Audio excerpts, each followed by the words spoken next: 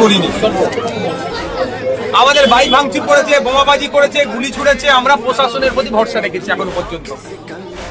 আজকে বেশ কয়েক ঘন্টা হয়ে গেল প্রশাসনের পক্ষ থেকে আমাদের নেতৃত্বদের কাছে বার্তা যে যোগাযোগ হচ্ছে, সেখানে জানিয়েছে যে আমরা তদন্ত করছি, যারা যারা যুক্ত তাদের বিরুদ্ধে কঠোর ব্যবস্থা নেবে।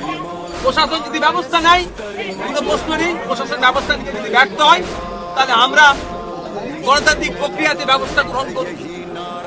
আমাদের অনেক নেতার উপরে টার্গেট করেছে, তবে আমাদের নেতারা মানুষের জন্য কাজ করে, ওই হামলায় বোমগুলি পিস্তলে ভয় পায় না। আপনি বলছেন যে বোমার নাম করে সিকিউরিটি নেওয়ার চেষ্টা করছে, এইটাই তো জয়, ভাঙড়ের মানুষের জয় তো, যে আজকে 2011 থেকে 2021 যতটুকু না কাজ হয়েছে ভাঙড়ে, 2021 থেকে 2025 তার অনেক গুণ কাজ হয়েছে। এই জন্য তো রাজ্যের মানুষকে বলছি ভাঙড়কে ফলো করুন। বিরোধী দলের বিধায়ক জেতান, সরকার কাজ করবে চাপে।